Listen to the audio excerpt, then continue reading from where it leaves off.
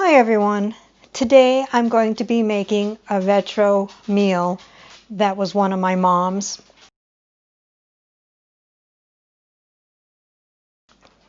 And it is an old recipe and I'm going to try to recreate it exactly like what she had.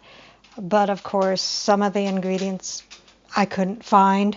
So today I'm going to be making hash rarebit. And I'll give a description down below of the history of Welsh Rarebit. And this is kind of a take on that.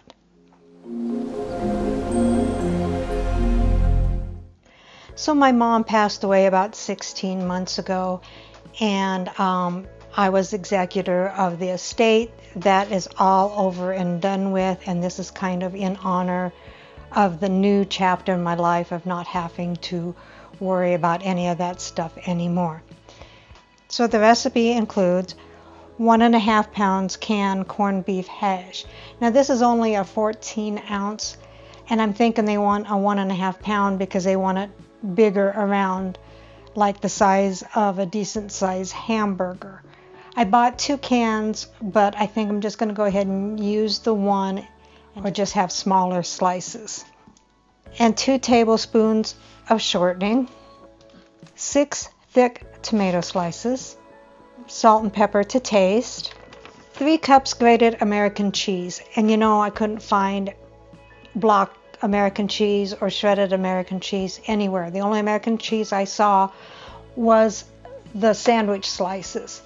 So I decided I'd go ahead and get the generic Velveeta cheese. I don't know if this is American or not, but that's what we're going to use because I know it'll be easy to melt.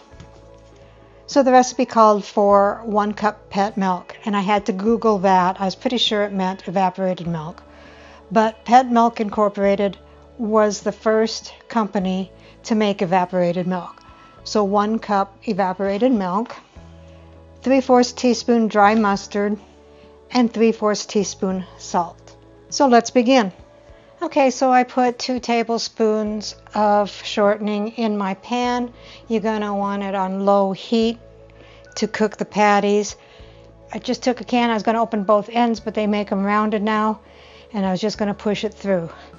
So I tried to get it out, and of course it fell all apart. It was too soft to be cutting into patties anyway. I guess the corned beef hash of yesteryear is not like the corned beef patty or corned beef hash that they make now.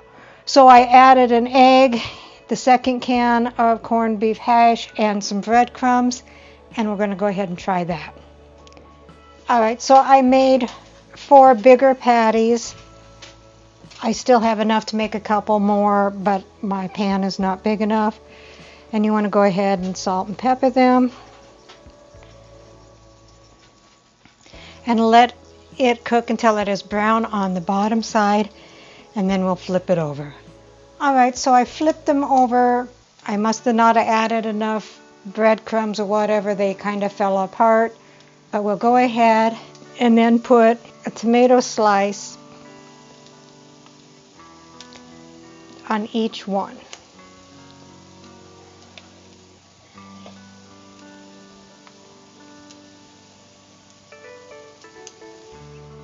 And salt and pepper the tomatoes.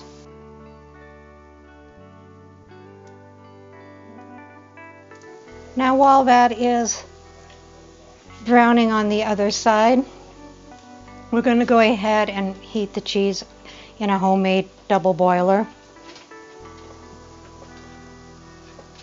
So it's supposed to have 3 cups of cheese. I used 1 small package of Velveeta, which was actually 16 ounces, but being as I only made 4 patties, maybe this will work.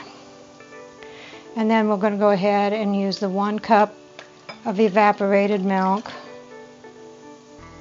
the 3/4 teaspoon of dry mustard, and 3/4 teaspoon of salt. And then keep heating that until it is creamy and smooth. Okay, so it looks like the cheese is almost ready. Alright, so a little twist, or I should say make it my own. Being as the corned beef hash was kind of falling apart, I went ahead and made some toast, and we're going to set that on top of the toast and put the slice of corned beef and tomato on the toast, and take a scoopful of the cheese and pour it all over. I'm sure this is a Depression era meal. So here we have the hash rarebit. I'll go ahead and get my husband to give it a taste test.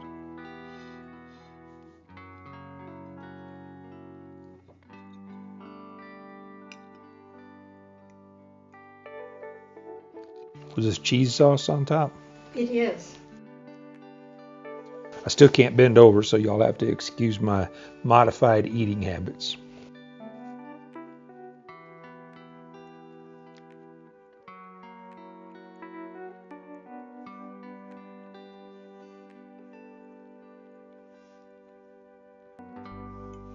I'm not a big corned beef fan, but this actually is pretty good. I like it. Recipe deals for easy meals. Please like, subscribe, and share. This is Cooking with Sherry. Until we meet again.